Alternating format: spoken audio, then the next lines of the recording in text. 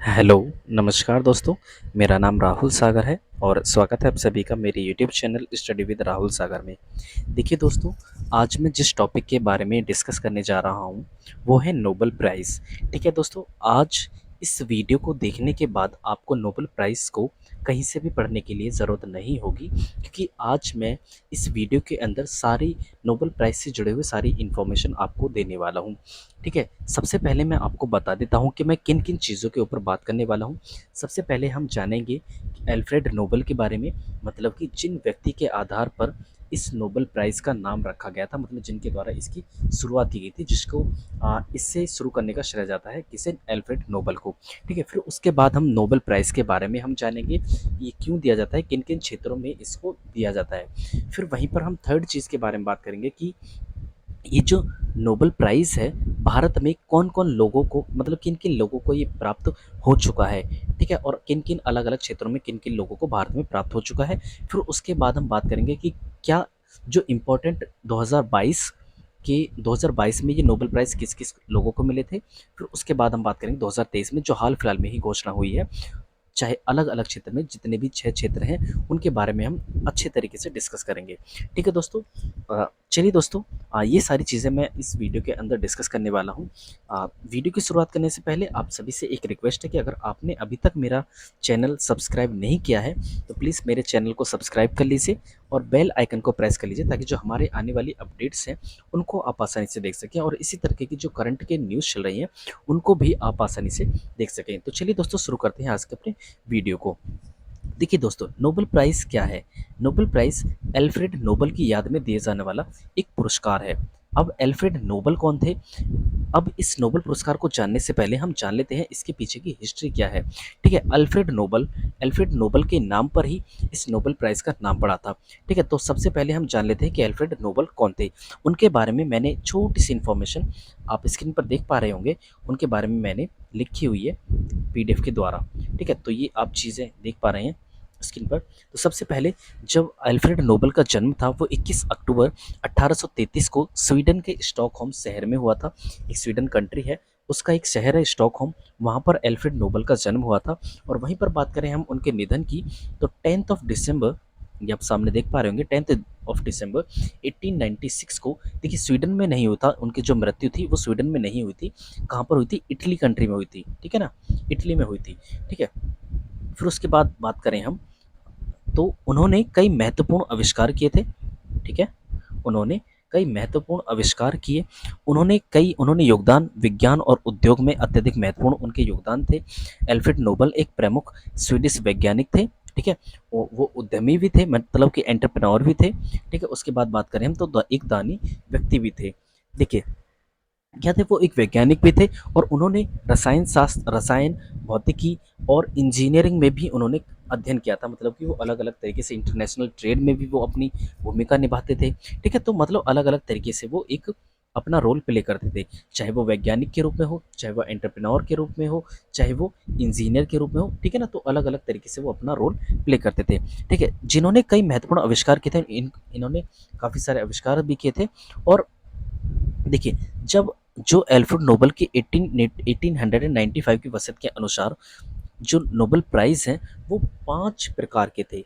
मतलब कि जब इन नोबेल प्राइज़ की जो शुरुआत हुई थी, उस समय नोबेल प्राइज़ केवल 5 क्षेत्रों में दिए जाते थे, जिनके बारे में हम आगे बात करेंगे। ठीक है, और ये दिए किन लोगों को जाते थे? ये उन लोगों को दिए जाते थे जिन्होंने पिछले वर्ष के दौरान मानव जाति को सबसे बड़ा लाभ प्रदान किया हो। देखिए, नोबेल प्राइज़ की अगर हम बात करें, तो ये हर साल दिया जाता है और हर साल उस व्यक्ति को दिया जाता है जिसने पिछले वर्ष में मानव जाति को सबसे बड़ा लाभ प्रदान किया हो। ठीक है, अल्फ्रेड नोबेल की मृत्यु कब हुई थी? 1896 को। ठीक है, उसके बाद हम बात करें, तो अपनी वसीयत में उन्होंने अपनी शेष वसूली योग्य संपत्ति को 5 पुरस्कारों को स्थापित करने के लिए उपयुक्त किया, और जिसे नोबेल पुरस्कार के रूप में जाना जाने लगा। ठीक है, और नोबेल पुरस्कार पहली बार कब दिए गए थे? 1901 में दिए गए थे, आप यहाँ पर देख पा रहे होंगे। देखिए, सबसे पहले मैं आपको बता देता हूँ इनकी संपत्ति के, मतलब जो इनकी संपत्ति थी, उन्होंने उस संपत्ति का 95%, कितना? 95% जो इनकी संपत्ति का जो योगदान था, वो इन्होंने नोबेल प्राइज़ को लाने के लिए किया। ठीक है ना।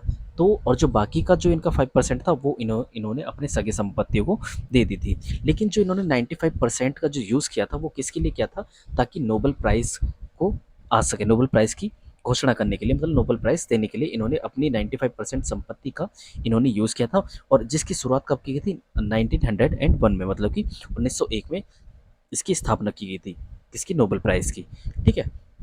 उसके बाद हम बात कर लेते हैं, देखिए इनकी जो शिक्षा थी, हम बात करें कि इनकी एल्फ्रेड नोबल की, तो एल्फ्रेड नोबल जो है इन्होंने अलग अलग क्षेत्र में इन्होंने अध्ययन किया था, चाहे वो रसायन शास्त्र में हो, भौतिक शास्त्र में हो, और इंजीनियरिंग में इन्होंने अध्ययन किया था। और इन्होंने नाइट्रोग्लिसरीन जैसे आविष्कार किए जो विस्फोटकों के रूप में उपयोग किया जाते हैं। देखिए एक नाइट्रोग्लिसरीन पदार्थ होता है, ठीक है, इन्होंने इसका आविष्कार किया था, और इन्हें डायनामाइट का भी आविष्कार कहा जाता है, जिसके बारे में हम आगे पढ़ेंगे।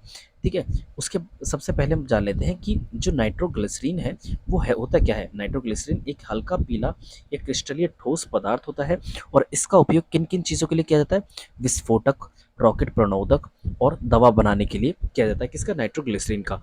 और इन्हें ना डायनामाइट का आविष्कारक भी कहा जाता है, किसे, अल्फ्रेड नोबल को, क्योंकि जो नाइट्रोग्लिसरीन होती है, डायनामाइट को बनाने के लिए किन किन चीज़ों का यूज़ होता है, नाइट्रोग्लिसरीन का, और किसे मिला करके, एथिलीन ग्लाइकोल ट्रिनिट्रेट के साथ इसे मिलाया जाता है, जब बन करके तैयार होता है क्या, डायनामाइट।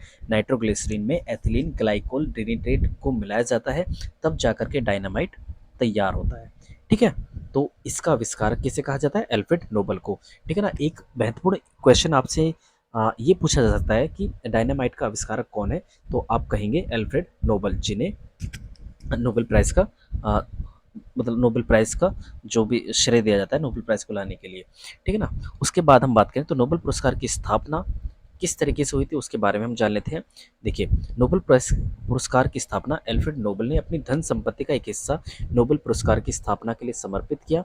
नोबेल पुरस्कार का संचालन कई क्षेत्रों में किया जाता है। देखिए मैंने आपको बता दिया कि जो पहले, मतलब जब इनकी शुरुआत हुई थी नोबेल प्राइज़ की, तो ये केवल 5 क्षेत्रों में दिया जाता था। ठीक है। उसके बाद हम बात करें तो 1968 में जो स्वीडन का केंद्रीय बैंक था उसके द्वारा अर्थशास्त्र में भी इसको दिया जाने लगा, किसकी याद में, अल्फ्रेड नोबल की याद में। ठीक है। लेकिन अगर हम बात करें सबसे पहले जब ये दिया जाता था तो किन किन क्षेत्रों में दिया जाता था, फिजिक्स में दिया जाता था, एक सेकेंड, फिजिक्स में दिया जाता था, उसके बाद केमिस्ट्री में दिया जाता था, मतलब कि फिजिक्स मतलब कि भौतिकी में, और उसके बाद हम बात करें तो केमिस्ट्री मतलब कि रसायन विज्ञान में, फिजियोलॉजी और मेडिसिन मतलब कि चिकित्सा के क्षेत्र में, उसके बाद हम बात करें तो लिटरेचर मतलब कि साहित्य के क्षेत्र में, और शांति के क्षेत्र में मतलब कि peace, in the field of peace. ठीक है ना। तो ये 5 क्षेत्र थे जिनमें शुरुआती दौर में नोबेल प्राइज़ को प्रदान किया जाता था, लेकिन बाद में 1968 में अर्थशास्त्र को भी जोड़ा गया, किसे, अर्थशास्त्र को भी जोड़ा गया था, किसके द्वारा, स्वीडन के केंद्रीय बैंक के द्वारा। ठीक है ना। चलिए बात कर लेते हैं आगे की। देखिए अलग अलग क्षेत्रों में ये दिया जाता है, आप सामने स्क्रीन पर देख सकते हैं, चाहे वो फिजिक्स हो, केमिस्ट्री हो, मेडिसिन हो, लिटरेचर हो, या फिर उसके हम बात करें, आगे बात करें तो पीस हो। ठीक है। लेकिन अगर हम बात करें अर्थशास्त्र में तो इसकी शुरुआत कब से हुई थी, 1968 से। ठीक है, स्वीडन के केंद्रीय बैंक के द्वारा। ठीक है। लेकिन हम जान लेते हैं अब क्या, जो नोबेल पुरस्कार का देने का समय होता है वो कब होता है।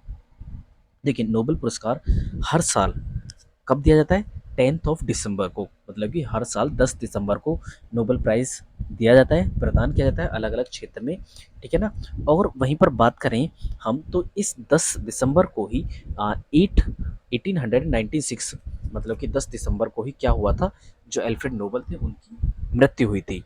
ठीक है ना दोस्तों। तो ये थी 10 दिसंबर को इनको दिया जाता है। वहीं पर बात करें हम पुरस्कार की रकम की, तो पुरस्कार की रकम कितनी होती है, एक सेकेंड,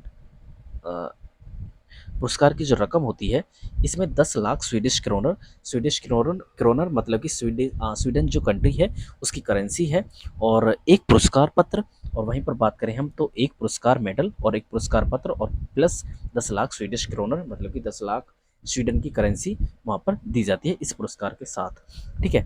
और वहीं पर बात करें हम पुरस्कार, क्या ये केवल स्वीडन के ही नागरिकों को दिया जाता है, नहीं, स्वीडन के अलावा अन्य देशों को भी दिया जाता है, जिन जिन लोगों ने मानवता के, मतलब मानवता को लेकर के मानव को कल्याण करने के लिए अलग अलग क्षेत्र में उन्होंने काम किए हों। ये जो 6 क्षेत्र मैंने आपको पहले बता चुका हूँ। ठीक है ना। और विजेताओं के चयन की अगर हम बात करें तो इन विजेताओं का चयन किस तरीके से होता है। विजेताओं को जो चयन होता है वो अलग अलग संस्थाओं के द्वारा, अलग अलग संगठनों के द्वारा किया जाता है, ठीक है ना, जिसके बारे में हम आगे बात करेंगे।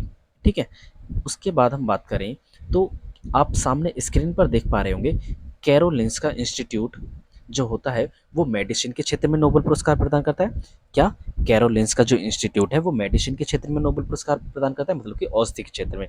ठीक है, वहीं पर बात करें हम the royal Swedish academy of sciences, ये 3 क्षेत्र में प्रदान करती है नोबेल प्राइज। एक तो भौतिकी के क्षेत्र में, किसके क्षेत्र में? भौतिकी के क्षेत्र में। वहीं पर बात करें दूसरा तो अर्थशास्त्र के क्षेत्र में और रसायन शास्त्र के क्षेत्र में। ठीक है ना। उसके बाद हम बात करें तो किसकी? नॉर्वेजियन नॉर्वेजियन नोबेल समिति की। तो ये किस क्षेत्र में प्रदान करती है? ये शांति के क्षेत्र में प्रदान करती है। क्या? Nobel prize. ठीक है ना। तो प्रत्येक नोबेल पुरस्कार विजेता को एक मेडल, एक डिप्लोमा और एक मॉनेटरी अवार्ड प्रदान किया जाता है। ठीक है ना। आप समझ गए। उसके बाद ही बात करें तो अर्थशास्त्र में जब नोबेल पुरस्कार की शुरुआत हुई थी, शुरुआत में, एक सेकेंड, देखिए शुरुआत में नोबेल प्राइज जो था वो केवल 5 क्षेत्रों में दिया जाता था, मैंने आपको ये बता दिया। लेकिन अर्थशास्त्र की अगर हम बात करें तो अर्थशास्त्र के क्षेत्र में नोबेल पुरस्कार का प्रचलन शुरू से नहीं था। 1968 में स्वीडन के केंद्रीय बैंक ने अपनी 300वीं वर्षगांठ के अवसर पर अल्फ्रेड नोबेल की याद में इस पुरस्कार को शुरू किया था। ठीक है ना। और अर्थशास्त्र के क्षेत्र में सबसे पहला जो नोबेल पुरस्कार था वो 1969 में नॉर्वे के रैगनर एथोन किटिलफ्रिस और नीदरलैंड के यान ट्रबेरगेन को दिया गया। ठीक है ना। किस किस को दिया गया था? 1969 में नॉर्वे के रैगनर एथोन किटिलफ्रिस और नीदरलैंड्स के यान ट्रबेरगेन को दिया गया था। ठीक है। तो चलिए दोस्तों, ये होगी अर्थशास्त्र के नोबेल पुरस्कार के बारे में बात। अब जान लेते हैं भारत के किन किन लोगों को नोबेल प्राइज मिल चुका है। ठीक है, देखिए आप सामने देख पा रहे होंगे यहाँ पर व्यक्ति मतलब कौन लोग हैं, और क्षेत्र मतलब किन क्षेत्र में मिला है, किस ईयर में मिला है, और किसके लिए दिया गया है। देखिए सबसे पहला जो नोबेल प्राइज मिला था वो भारतीय व्यक्ति कौन थे? वो थे रविंद्रनाथ टैगोर जी। ठीक है, और उन्हें किस क्षेत्र में मिला था? सबसे पहले इनको नोबेल प्राइज मिला था, ये पहले भारतीय थे जिन्हें नोबेल प्राइज मिला था। और किस में मिला था? साहित्य के क्षेत्र में मिला था। और कब मिला था? 1913 को, मतलब कि 1913 में मिला था। किसके क्षेत्र में? साहित्य के क्षेत्र में, मतलब कि लिटरेचर के क्षेत्र में। ठीक है ना। उसके बाद हम बात करें तो सेकेंड नोबेल प्राइज की जो भारतीय विजेता थे, सेकेंड भारतीय विजेता नोबेल प्राइज के, वो थे सीवी रमन जी। ठीक है, किसके क्षेत्र में? फिजिक्स के क्षेत्र में, मतलब कि भौतिक विज्ञान के क्षेत्र में। और 1930 मतलब कि 1930 में मिला था प्रकाश के प्रकीर्णन पर उनके कार्य तथा रमण प्रभाव की खोज के लिए इनको ये पुरस्कार दिया गया था। ठीक है, वहीं पर बात करें हम तीसरे नोबेल प्राइज की जो भारत में मिला था, वो थे हरगोबिंद खुराना। ठीक, किसके क्षेत्र में दिया गया था? चिकित्सा के क्षेत्र में दिया गया था, 1968 को दिया गया था। और किसके लिए दिया गया था? आनुवंशिक कोड की अपनी व्याख्या और प्रोटीन संश्लेषण में उनके कार्य के लिए उनको ये नोबेल प्राइज प्रदान किया गया था। ठीक है, फिर उसके बाद हम बात करें तो फोर्थ जो प्राइज मिला था ये नोबेल प्राइज, वो किसे मिला था? मदर टेरेसा को मिला था, शांति के क्षेत्र में मिला था। और 1979 को मिला था मानवीय कार्य के लिए। ठीक है ना। फिर उसके बाद हम बात करें तो फिफ्थ की, तो वो थे सुब्रमण्यम चंद्रशेखर, जिन्हें फिजिक्स के क्षेत्र में ये नोबेल प्राइज मिला था। और 1983 में मिला था सितारों की संरचना और विकास पर उनके सैद्धांतिक अध्ययन के लिए उन्हें ये नोबेल प्राइज मिला था। ठीक है, उसके बाद हम बात करें सिक्स्थ नंबर पर जिन्हें नोबेल प्राइज मिला था भारत में, वो थे अमर्त्य सेन। आर्थिक विज्ञान के क्षेत्र में इन्हें मिला था। 1998 को ये मिला था। और कल्याणकारी अर्थशास्त्र में उनके योगदान के लिए ये जो नोबेल प्राइज था उन्हें भारत में प्रदान किया गया था। ठीक है दोस्तों, फिर उसके बाद हम बात करें तो सेवंथ जो नोबेल प्राइज था वो 2001 में साहित्य के क्षेत्र में दिया गया था। किसे? वी एस नायपाल को। किसे? वी एस नायपाल को 7वें नंबर पर 2001 में साहित्य के क्षेत्र में इन्हें नोबेल प्राइज मिला था। ठीक है, वहीं पर बात करें हम 8th नंबर की। देखिए दोस्तों, ये ना 8th नंबर है। ठीक है ना, क्या है? 8th नंबर है वेंकट रमन रामकृष्णन, जिन्हें किसके क्षेत्र में मिला था? रसायन के क्षेत्र में, मतलब कि केमिस्ट्री के क्षेत्र में दिया गया था। 2009 में मिला था राइबोसोम की संरचना और कार्यों के अध्ययन के लिए। ठीक है, वहीं पर बात करें हम 9th नंबर की, तो कैलाश सत्यार्थी हैं, जिन्हें शांति के क्षेत्र में ये पुरस्कार मिला था। और 2014 में मिला था बच्चों और युवाओं के दमन के खिलाफ और सभी बच्चों की शिक्षा के लिए, शिक्षा के अधिकार हेतु उनके संघर्ष के लिए ये दिया गया था। ठीक है, वहीं पर बात करें हम 10th की, तो 10th अभिजीत बनर्जी। ठीक है, आर्थिक विज्ञान के क्षेत्र में 2019 में ही मिला था, और वैश्विक गरीबी को कम करने के लिए उनके प्रयोगात्मक योगदान के लिए दिया गया था। ठीक है दोस्तों, समझ आ गया। अब ये तो हो गए जो भारतीय, वो भारतीय जिन्हें नोबेल प्राइज़ मिल चुका है। कौन कौन? सबसे पहले रविंद्रनाथ टैगोर जी को, ठीक है, फिर उसके बाद सीवी रमन जी को, फिर उसके बाद हर गोविंद खुराना जी को, फिर उसके बाद मदर टेरेसा को, और फिफ्थ नंबर पर सुब्रमण्यम चंद्रशेखर को, उनके बाद अमर्त्य सेन को, फिर उसके बाद वी एस नायपाल को 2001 में, वेंकट रमन रामकृष्णन को रसायन के क्षेत्र में 2009 में, कैलाश सत्यार्थी को शांति के क्षेत्र में 2014 में, अभिजीत बनर्जी को आर्थिक विज्ञान के क्षेत्र में 2019 में। ये हो गए वो भारतीय जिन्हें नोबेल प्राइज़ मिल चुका है अब तक। ठीक है, वहीं पर बात करें हम नोबेल प्राइज़ 2022 की, मतलब 2022 में किन किन लोगों को नोबेल प्राइज़ मिला था, देखिए जान लेते हैं। नोबेल प्राइज़ की जो लिस्ट आप नीचे देख पा रहे होंगे, चिकित्सा के क्षेत्र की अगर हम बात करें तो चिकित्सा के क्षेत्र में स्वांति पाबो को ही मिला था। ठीक है, भौतिकी के क्षेत्र में बात करें तो एलन एस्पेट और जॉन एफ क्लाउजर और एंटन जिलिंगेर को ये मिला था। वहीं पर बात करें हम रसायन के क्षेत्र में, मतलब कि केमिस्ट्री में, इन्हें मिला था कैरोलिन आर बर्टोजी, फिर उसके बाद मॉर्टन मेंडल और के वेरी शार्पलेस को। ठीक है, वहीं पर बात करें हम साहित्य के क्षेत्र में तो एनी ओनॉक्स को ये मिला था। किसको? एनी ओनॉक्स को साहित्य के क्षेत्र में मिला था। वहीं पर बात करें हम शांति के क्षेत्र में तो एलिस वियालियास्की और दो संस्थाएं थी। देखिए ये तो एक व्यक्ति थे, मतलब व्यक्ति थी। ठीक है, उसके बाद हम बात करें तो मेमोरियल और सिविल लिबर्टीज़, ये दो संस्थाएं थी। मेमोरियल कहाँ की थी? रसिया की। उसके बाद हम बात करें सिविल लिबर्टीज़, ये कहाँ से बिलोंग करती थी? यूक्रेन की एक संस्था थी। ठीक है ना। वहीं पर बात करें हम अगले की, तो अर्थशास्त्र के क्षेत्र में जो 2022 में मिला था वो Ben S Bernanke, Douglas W Diamond और फिलिप एच को ये मिला था अर्थशास्त्र के क्षेत्र में। कब? 2022 में। ये भी आपसे पूछा जा सकता है। लेकिन अब जो हम लिस्ट आपको सामने प्रोवाइड करा रहे हैं वो है 2023 में जिनको नोबेल प्राइज़ मिला है, जिनकी हाल फिलहाल में ही घोषणा हुई है। ठीक है, देखिए सबसे पहले आप सामने स्क्रीन पर देख पा रहे होंगे Nobel prize winner 2023 for physiology और मेडिसिन, मतलब कि चिकित्सा के क्षेत्र में। किसके क्षेत्र में? चिकित्सा के क्षेत्र में। ठीक है ना। चलिए, ये किन किन को मिला है? कैटालिन कारिको और ड्रू विसमैन को ये मिला है। किसके क्षेत्र में? फिजियोलॉजी और मेडिसिन, मतलब कि किसमें? चिकित्सा के क्षेत्र में। और क्यों मिला है? कोविड-19 के खिलाफ, एक सेकेंड, कोविड-19 के खिलाफ प्रभावशाली mRNA टीकों के विकास में महत्वपूर्ण भूमिका इन दोनों ने निभाई थी। ठीक है ना। किस किसने? कैटलिन कारिको और ड्रू विसमैन, जिनकी पिक्चर आप सामने देख पा रहे हैं। ये है कैटलिन कारिको और ये है ड्रू विसमैन। ठीक है, चलिए आगे पढ़ते हैं। आगे जो नोबेल प्राइज़ मिला है वो है फिजिक्स के बारे में बात करेंगे। नोबेल प्राइज़ जो फिजिक्स में मिला है, आप सामने स्क्रीन पर इनकी पिक्चर्स देख पा रहे होंगे ये। और किन किन कौन कौन है? पियरे एगोस्टिनी, फेरेंक क्रॉस और एनी एल हुई लियर, ये तीन व्यक्ति हैं जिन्हें फिजिक्स के क्षेत्र में 2023 का नोबेल प्राइज़ मिला है। और ये प्राइज़ क्यों दिया गया है इन्हें? ये जो प्राइज़ है वो ये नोबेल पदार्थ में इलेक्ट्रॉन गतिशीलता के अध्ययन के लिए प्रकाश के एटोसेकंड पल्स उत्पन्न करने के प्रायोगिक तरीकों के लिए प्रदान किया गया है। ठीक है, ये रीज़न आपको पता चल गया। वहीं पर बात करें हम अगले प्राइज़ की, तो नोबेल प्राइज़ इन केमिस्ट्री, तो रसायन के क्षेत्र में ये तीन लोगों को मिला है। आप सामने स्क्रीन पर देख सकते हैं किस किस को? मोंगेजी बावेडी और एलेक्सी आई एक्कीमोव और लुइस ई ब्रूस। ठीक है ना। क्यों मिला है? क्वांटम डॉट्स की खोज और संश्लेषण के लिए। क्यों? क्वांटम डॉट्स की खोज और संश्लेषण के लिए। ठीक है, वहीं पर बात करें हम नोबेल प्राइज़ लिटरेचर की, तो लिटरेचर में ये व्यक्ति हैं जिनको ये साहित्य के क्षेत्र में नोबेल प्राइज़ मिला है 2023 का। और ये क्यों दिया गया है? असाधारणीय गद्य और नाटकों को रचने और अनकही बातों को आवाज़ देने की उनकी पहल के कारण उन्हें ये सम्मान मिला है। ठीक है ना। ये कौन है? साहित्य में जो नोबेल पुरस्कार मिला है वो है जॉन फॉसे उर्फ जॉन ओलाव फॉसे। ठीक है, वहीं पर बात करें हम नोबेल प्राइज़ ऑफ पीस की, तो ये आप सामने देख पा रहे होंगे स्क्रीन पर। ये जो नीचे हैं ये है कौन? ईरान में महिलाओं के उत्पीड़न को हराने के लिए, उनकी लड़ाई के लिए नरगिस मोहम्मदी को नोबेल पुरस्कार 2023 मिला है। किसमें? किसके क्षेत्र में मिला है ये नोबेल प्राइज़? In peace. ठीक है ना, मतलब कि शांति के क्षेत्र में इन्हें ये पुरस्कार मिला है। ये जो स्क्रीन पर आप सामने देख पा रहे हैं, क्यों मिला है? ईरान में महिलाओं के उत्पीड़न को हराने के लिए, उनकी लड़ाई के लिए नरगिस मोहम्मदी को नोबेल पुरस्कार 2023 मिला है। ठीक है, वहीं पर बात करें हम नोबेल प्राइज़ इकोनॉमिक्स के क्षेत्र में, तो ये क्लॉडिया गोल्डिन को ये नोबेल प्राइज़ मिला है, ये आप सामने स्क्रीन पर देख सकते हैं। और ये क्यों मिला है? अल्फ्रेड नोबेल की स्मृति में आर्थिक विज्ञान में स्वैरिजेस रिक्सबैंक पुरस्कार से सम्मानित किया गया है।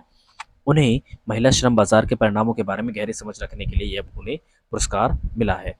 ठीक है दोस्तों, तो ये हो गई हमारी सारी इन्फॉर्मेशन। मैंने आपको बता दिया कि किन किन चीज़ों के मैंने बारे में बात की है। Nobel prize, Alfred Nobel, Bharat में किन किन लोगों को ये पुरस्कार मिला है और 2022 में और 2023 में किन किन लोगों को ये पुरस्कार प्राप्त हुए हैं। ठीक है दोस्तों, आई होप आपको वीडियो पसंद आई होगी। अगर आप वीडियो पसंद आई तो प्लीज़ वीडियो को लाइक कर दीजिए और अपने दोस्तों तक शेयर कर दीजिए। ठीक है दोस्तों, तो यही थी हमारे आज की वीडियो। लास्ट में एक रिक्वेस्ट है आप सभी से, अगर आप इसी तरीके की जीके अपडेट्स देखना चाहते हैं तो प्लीज़ वीडियो को लाइक कर दीजिए, शेयर कर दीजिए और अपने दोस्तों तक शेयर भी कर दीजिए और हमारे चैनल को भी सब्सक्राइब कर लीजिए। चलिए दोस्तों, थैंक्स फॉर वॉचिंग।